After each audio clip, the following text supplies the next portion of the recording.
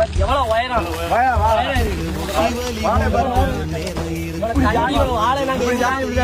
வாழை கெதியா இருந்தா கூட தம்பி தூக்கல தொங்கிடுவான். இப்ப நாங்க அப்படிதான் இருக்க நிலைமை, எங்க நிலைமை ஃபுல்லாமே எல்லாமே அப்படி. 3 நாளா நான் கரெக்டா இன்னைக்கு 2 நாளா சரியா சாப்பிடல, போட்ட ட்ரெஸ்ஸ மாத்தல, அப்படியே தான் இருக்க.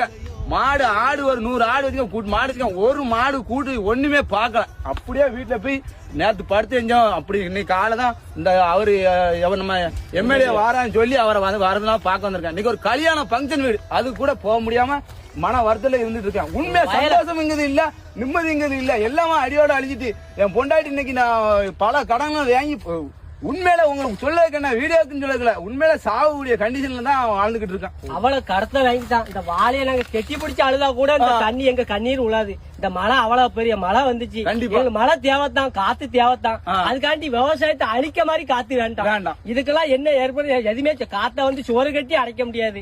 அதனால இந்த நஷ்டம் இதுக்கு மேல நாங்க படக்கூடாது. இதுக்கு ஏதாச்சும் ஒரு நிவாரண நிதி தந்தா எங்களுக்கு நல்லா இருக்கும். ஏன்னா நாங்க ஒரு வாழைக்கு 250 ரூபா 300 ரூபா கணக்கு குத்து கண்ணு போடுறதுல இருந்து உரம் போடுறதுல இருந்து எல்லாமே நாங்க கடன் தான். கரெக்டா ஒரு 6-7 மாசம் உழைப்பு கண்ணீர் எல்லாமே தூக்கம். அண்ணாச்சா தூக்கம் இல்லாம கண்ணீர் எல்லாம் போச்சு. 6-7 மாசம் ஒத்தையில வெட்டி வாழை அவ்வளவு காடு ஒத்தையில வெட்டி அதுக்கு சாணி உரம் எல்லா உரத்தையும் போட்டிருக்கு. இயற்கையில வந்து ரசாயனம் வந்து எல்லா உரத்தையும் நாங்க போட்டிருக்கோம். எதையுமே எங்களால இப்ப எல்லா உரமும் மண்ணா போச்சு.